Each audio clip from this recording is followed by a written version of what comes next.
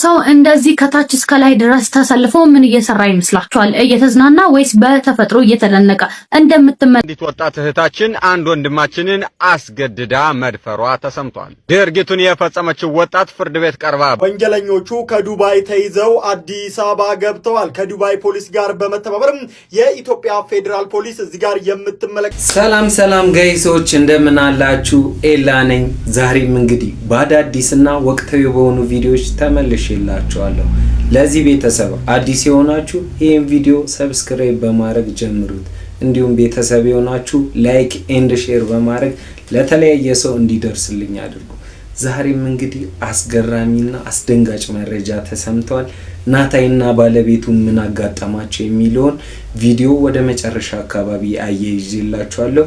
ይህንንም ቪዲዮ እስከ መጨረሻው ድረስ በመከታተል ምን አለ የሚለውን ከዚህ ቪዲዮ ያተርፋሉ። እንግዲህ ወደ መጀመሪያው ቪዲዮ እንለፍ።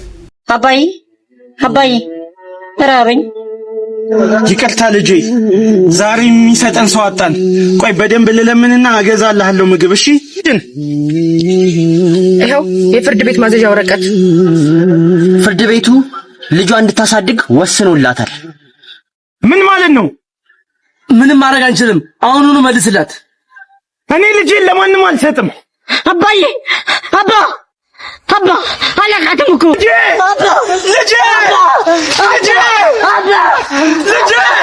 ልጄ ተጎዳ ሰው ወንጀለኞቹ ከዱባይ ተይዘው አዲስ አበባ ገብተዋል። ከዱባይ ፖሊስ ጋር በመተባበር የኢትዮጵያ ፌዴራል ፖሊስ እዚህ ጋር የምትመለከቷቸውን ከ108 በላይ ኢትዮጵያውያን ዜጎችን ዱባይ ወስደው ሲያሰቃዩ ነበር የተባሉት እነዚህን ግለሰቦች ከዱባይ ይዞ መምጣቱ ነው የተገለጸው። እንደ መረጃው ከሆነ ታዲያ ፌዴራል ፖሊስ ከተባበሩት አረብ ኤምሬት ዱባይ ፖሊስ ጋር በመቀናጀት በውጭ ሀገር ተደብቀው በበርካታ ኢትዮጵያውያን ዜጎች ላይ ኢሰብአዊ ድርጊቶችን ሲፈጽሙ የነበሩ የተባሉ ዳውድ ተፈሪ ለገሰና ደስታ ተገኝ አበጋዝ የተባሉ አደገኛ ህገወጥ የሰዎች አዘዋዋሪ ናቸው ያላቸውን ተጠርጣሪዎች በቁጥጥር ስር አውያለሁ ብሏል። ዜጎችን ከኢትዮጵያ በማታለል ከ300,000 እስከ 600,000 በመቀበል ዱባይ ወስደው አንድ ቤት ውስጥ መጋዘን ውስጥ በማስቀመጥ በ8 ቀን አንዴ ብቻ እንዲበሉ በማድረግ ጥቃት ሲፈጽሙ እንደዚሁም ሴቶች ላይም ጾታዊ ጥቃት ሲፈጽሙ ነበር የሚል ክስ የፌዴራል ፖሊስ በገጹ ላይ ያቀረበ ሲሆን አሁን ላይ ታዲያ ተይዘው አዲስ አበባ ገብተዋል። ኢትዮጵያ ያሉ ግብረ አበሮቻቸውም ተይዘዋል ነው የተባለው። ቪዲዮን እንዳያችሁት ነው። በጣም ያሳዝናል። ህገወጥ የሰዎች ዝውውር እንግዲህ በሶሻል ሚዲያው ስራው ላይ የሚለቃቸውን አጸያፊ ተግባራቶች የምታውቁት እንደሆነ የታወቀ ነው። እንግዲህ በቁጥጥር ስር ውሏል። በጣም የሚያስደስት ዜና ነው። እንግዲህ የሀገሩ ልጆች ላይ ያሰቡት እንግዲህ የገዛ የሀገሩ ልጆች ላይ አይደለም ማንም ላይ እንዲህ አይነት በደል መፈጸም በጣም ያሳዝናል። እንግዲህ እንዳያችሁት ተይዟል ነው የሚባለው። እንግዲህ ከዛም ባለፈ ከህገወጥ ዝውውሩ ባለፈ በሴቶች ላይ ጾታዊ ጥቃት ምናምንም ጨምሮ ሁሉንም ነገር እንግዲህ ብዙ ነገሮችን በደልና ወንጀሎችን ሲፈጽም የቆየ ግለሰብ ነው። እንግዲህ ኢትዮጵያዊ ሆኖ ኢትዮጵያዊ ላይ እንዲማድረግ ይከብዳል። እንኳን ኢትዮጵያዊ ላይ ማንም ላይ ሊደረግ የሚገባ ድርጊት አይደለም። እንግዲህ እስኪ ወንጀለኞችም ተመጣጣኝ ፍርዳቸውን ያገኛሉ ብለን እንጠብቃለን። አዳዲስ ቪዲዮዎች የሚኖሩ ሰዓት የማሳውቃችሁ ሰብስክራይብ እያደረጋችሁ ተከታተሉልኝ። ነገ እንግዲህ የጀማ ጸብ አለ። በቃ ጥልቅ እያልን መጣላት ነው። ተዘጋጅሽ። እኔ ቻትጂፒቲ ማማከር አለብኝ። ተጣላ ካለችኝ ወደፊት ሄደን እንጣላለን። አትጣላ ካለችኝ ግን እቀራለሁ። አንተ ወንድ ልጅ አይደለ እንዴ? እኮ እሷን ማማከር አለብኝ። ራስ ወስን እንጂ ምን ነው እየጨለልክ ነው እንዴ? ምን ነው? ስማ እኔ ያው ሽንቴ መጣልሽና አልሽና ልበላት። ቆይ እስቲ ቻትጂፒቲ አትሽናውን ብትልስ አልሸናማም። ሂድ ምንድነው? ሂድ ሲያስጠላ አልሸናም ይለኛል። ወደ ነው የምትሸነው? እሺ እሸናለሁ። ሲያስጠላ ቡና የምትጠጣ ከሆነ ተከተለኝ። ሲደብር እጠጣለሁ። አጠይቃትም ቻትጂፒቲም ቡናውንስ በሚገባትና በማያገባት በኩል መግባት የለባትም። እቺ ተረክባት ቡና ላይ የዚች ልጅ ስራ ሲንግል ማም ናት፣ እናት ናት፣ አምባሳደር ናት አይደለ? የቅርጫ ምናምን አምባሳደር ናት። እንደ ሰው እንደ ሴት ልጅ እንደ እናት የእሷን እንጀራ መመኘት በራሱ ያሳፍራል። እናት እኮ ናት እቺ ልጅ። ሲንግል ማም ናት። ባይዘው እቺ እንትና ከሰማችሁ በጣም ነው የምታሳዝነው። እንደው ማሰባችሁ ራሱ እኔ እንደዚህ ስላለኝ እኔ እንደዚህ ሰራላችሁ ይታይላችኋል። እኔ እንደዚህ አደርግ እኔ ምን አይነት ችጋራ ብትሆኑ አትጠግቡም። ግን ማለት አትጠግቡም። ሆዳችሁ ኪሳችሁ አካውንታችሁ አይጠግብም። የሌላውን እንጀራ ለምንድን ነው የምትመኙት? የሌላውን ነገር ለምንድን ነው የምትናፍቁት? እግዚአብሔር የሰጣችሁ ላይ ባረክላችሁ ነው አይባረክላችሁ? በቤታችሁ ሲመጣ ማለት ትንሹ በረከት የለውም? እስኪ ጸሎት አስደርጉበት፣ የምር ስጡበት፣ ለግሱበት፣ ይበረክታል። የእናንተን ማለት አልከለከላችሁም። እግዚአብሔር ልክ በሶሻል ሚዲያ ለእናንተ እንጀራ ሰጥቶ እያኖራችሁ ነው አይደል? የሰውን እንጀራ ለመቀማት እኛ እንደዚህ ስላለን እኛ እንደዚህ ስለሆነ እኛ ብንሰራላችሁ ያዋጣችኋል፣ እኛ እንደዚህ ምናምን ቢያንስ ባትሰሩ የምትሰሩ ሰዎች ሆናችሁ በዚህ ደረጃ የሷን እንጀራ መመኘት እኛ ብንሰራ በጣም ተሰፍራላችሁ። ባይዘው ሰዎች እንግዲህ ቤተሰብ በጣም ያሳዝናል። የገነት ንጋቱን ቪዲዮ እንዳያችሁት ነው። እንግዲህ በሰው እንጀራ ይሄ ነው የሚያስጠላው። ሰው ላይ በሰው እንጀራ መግባት በጣም ነው የሚያስጠላው። ያው ያቺ ልጅ አላት፣ ቤተሰብ አላት፣ ብዙ የሚጠብቃት ነገር ሳለ ኖሮ እሷ ብዙ ኦፖርቹኒቲ ያላት ሰው ነች። ያው ታዋቂ ነች ምናምን በብዙ ነገር ያን ሁሉ መጠቀም ስችል እንግዲህ በሰው እንጀራ መግባት በጣም የሚያስጠላ ነገር ነው። እናንተ እስኪ ምን ታስባላችሁ? እኔ ከተሳሳትኩ አርሙኝ፣ ሀሳባችሁን ኮሜንት ላይ ያሳውቁኝ። ሄሎ ሮዚ ሎቦኮ 16 ሚሊዮን ይዞ ጠፋ። ና ይሄማ ጥብስ ነው። ቆይ ጃንዬ ይቅርታ፣ እንመለሳለን ባንቺ ጉዳይ። ጃንዬ እንመለሳለን። እውነት ነው። ቆይ ኧረ ገብቼ ልኝ። ነይ ሶምዬ ነይ ሶሚ ጓደኛዬ ናት። ነይ ግቢ።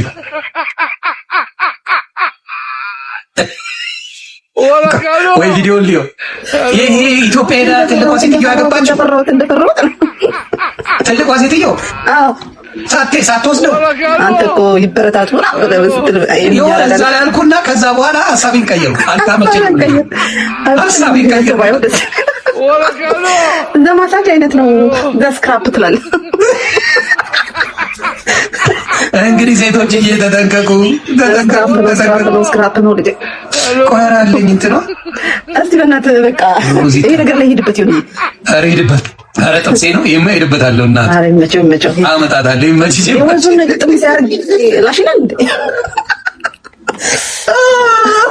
እናትዬ ያጣፍጠው እንግዲህ። እሺ እናት ልቀምመው። እሺ እናት ኧረ ልዘግባችሁ ቤተሰብ ከሚኒሶታ ቆይ ሴትዮ አለች። ቆይ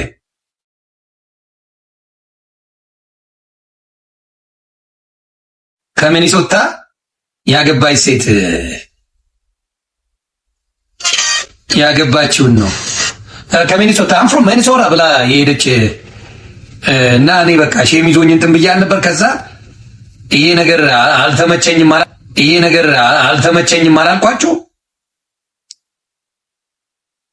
ሰውየው ገና አሜሪካን ሀገር ሳይመጣ እዛው 16 ሚሊዮን ለብልቧት ሄደ። ይመቻባት ይመቻ። አንተ ወጣት ነህ፣ ሰርተህ ትቀየርበታለህ። 16 ሚሊዮን ልክ ሰርተህ ትቀየራለህ። እውነት ጥሩ ላኩልኝ። የእሷን ፔጅ ቤተሰብ የእሷን ፔጅ ላኩልኝ።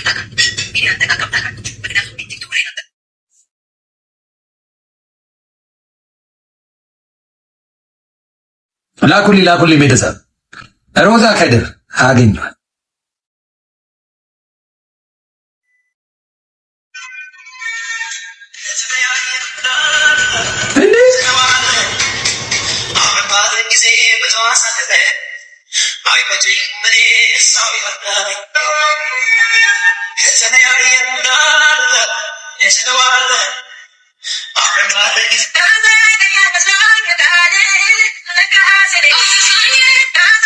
ኧረ ለቅሶላለሁ።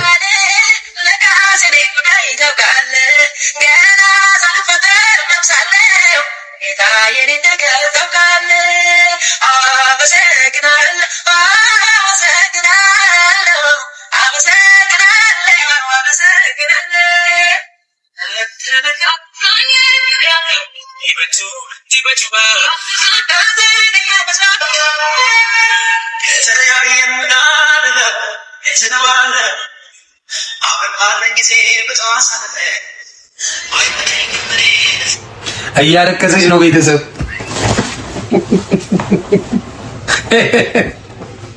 ሆነ ተከናወነ። እኔ ተው ሶሻል ሚዲያ ላይ ተው፣ እኔ ስሙ ተው፣ ነቢይ ነኝ ተው።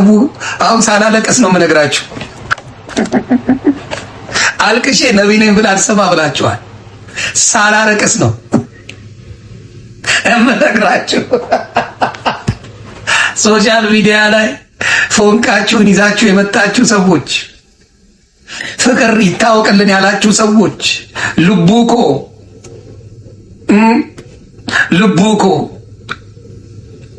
ይኸው እየተፈለገ ነው። ጀለስ ፍቅሩ አድርጎበት 16 ሚሊዮን ቅሙ እግሬ አውጪ ላይ እኔ አላልኩም ቤተሰብ እኔ አላልኩም። እኔ አሉ ነው የሰማ ነው። የ65 ዓመት አሮጊትና የ25 ዓመት ሕፃን ልጅ ማለት ነው ተጋብቶ 3 ወር ሳይሞላቸው ይሄው ንብረቷን፣ መኪናዋን፣ ቤቷን፣ ብሯን ወስዶ ማለት ነው ላይፍ ላይ ቁጭ ብላ እያለቀሰች ነው ማለት ነው ሮዚ ማለት ነው።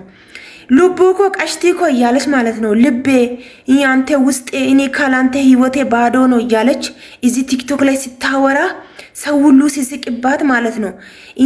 አንዴ እንትን ሚሴጇን ትዘጋለች፣ አንዴ እኔ ካላንተ ባዶ ነኝ እያለች ስትንጠለጠል ሲሰቅላት ሲመልሳት ቆይቶ ማለት ነው። እሱ አሜሪካ ከሄደች በኋላ ይሄው ንብረቷን እንዳለ ሙጩቅ አርጎ በላትና እኔ አላቅሽም አላት። ይሄ ቁጭ ብላ ላይፍ ላይ እያለቀሰች ነው ማለት ነው። እስኪ አሁን ማን ድረስላት?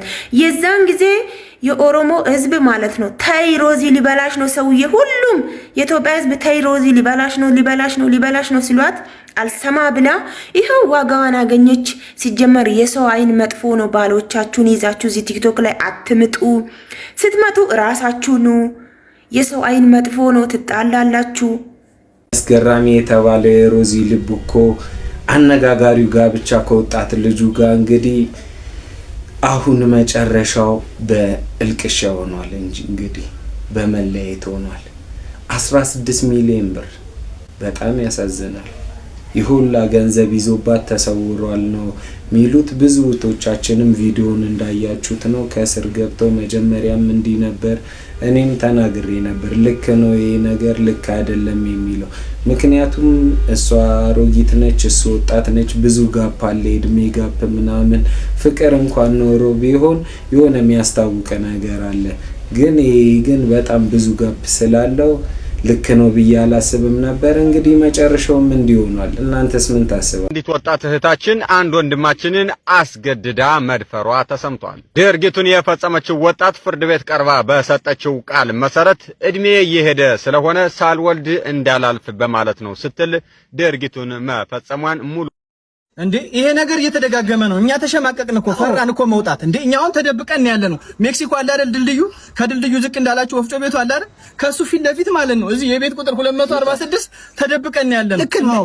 ፈራን እኮ ፍትል ወንድ ልጆች ስለ ስርዓት በራችንን ዘግተን እየጠበቅናችሁ ነው። ተመጡና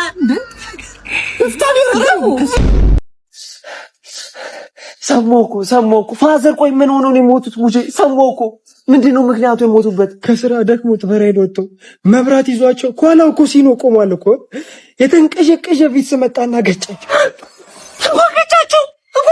አስቧል። ሲሞታቁ ገጭቷቸው ቢሆን አስቧል። የብሬን እኮ ነው። እሺ ከዛስ ምን ሆነ? ሆስፒታል እንደደረስን አባቴ ሞተ። አረፈ አባት እንኳን ሞቱ አባቴ። እንዴ ሆስፒታል አሁን ዶክተር እኮ 3 ሰዓት ብላ ቆሞ ነው ዶክተር የሆነው። መርፌ ቢረሱስ ሞቱ አባት። መጋዝ ቢረሱስ ዘንበል ሰማኝ መጋዝ ቢረሱስ አሁን እንዳለ ሕክምና ተበላሽቷል እያልኩ እኮ ነው። የሆነ ነገር ቢያደርጓቸውስ? ይካ አባቴ ሞት በላንተ ምን ይልልኝ ለማቆንኩ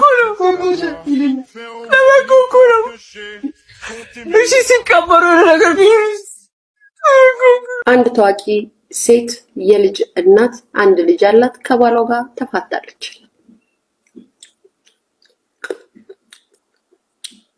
በፍርድ ቤት ፍቻቸውን አጠናቀዋል። ማናት ምንድናት ፈልጉና ድረሱባት። ዋናው ግን እንደተፋታች ልንገራችሁ ብዬ ነው። በቅርቡ ጊዜ ሰርግ የደገሰች የተጋባች ሰርግ ደግሳ ያበላች እኛም ያየን ባይናችን ትዳሯን ፈታለች። ዋናው ግን የዘንድሮ ትዳር እንደማይበረክት እየነገርኳችሁ ነው።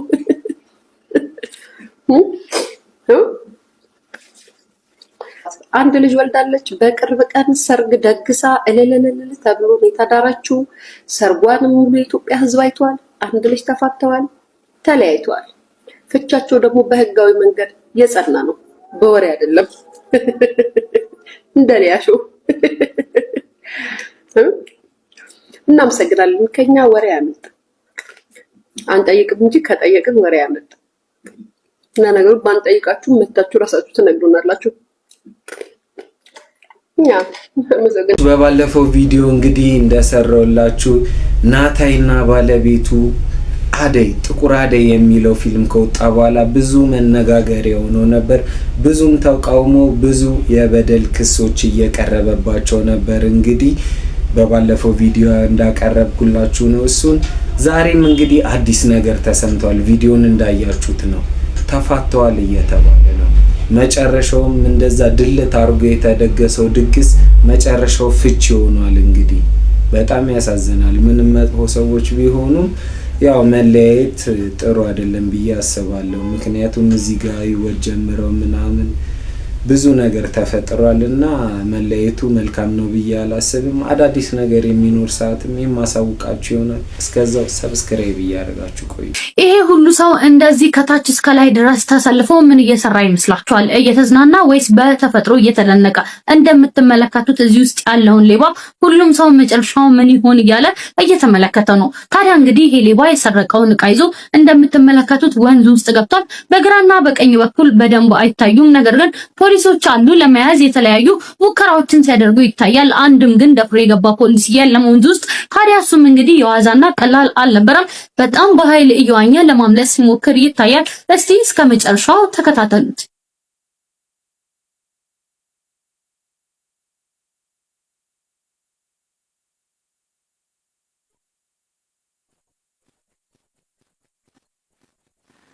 ታዲያ ይሄ ሁሉ ሰውና ያ ሁሉ ፖሊስ ይሄንን አንድ ሌባ በሰዎች ብዛት ሊያዝና ሊበገር ያልቻለ እጅግ ኃይለኛ አረመኔ ሌባ ነው። ሚገርም እኮ ነው ጋይሶች። ሌባውን እንግዲህ እንዳያችሁት ነው። ጎርፍ ያልበገረው ሌባ እንግዲህ ምን ማለት እንችላለን? እኛ አጨብጨበናል የሚባለው። ለነገሩ ሌባ እስኪያዝ ነው ተብሏል ሌብነት። ይሄ ደግሞ እንኳን ሊያዝ ጎርፍ ሁላ አልበገረ። አቦዬ ከነኩደ ሽማግሌ ይላካል። ሲኒ እኔ ካላንተ መተንፈስም ሆነ እኮ መኖር አልችልም። ሲኒ ሽማግሌዎቹ ከመላካቸው በፊት ይዘኝ ተፈካ ሲኒ ያለ በዛራዜ ለማታባቱ ሲኒ ከማታ ልብስ ይዘጋጅ ይጠብቃለሁ። ሲኒ እንዳትቀር ከደራክ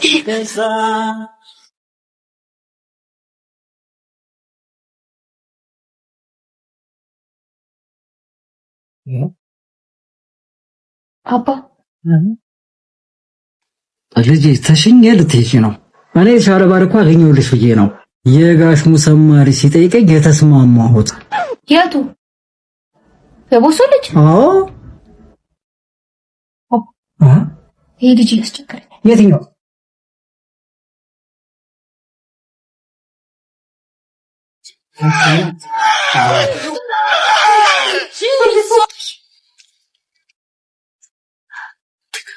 ቤተሰቦች እንግዲህ ለዛሬ ይዤላችሁ የመጣሁት ቪዲዮዎች እነዚህን ይመስላሉ።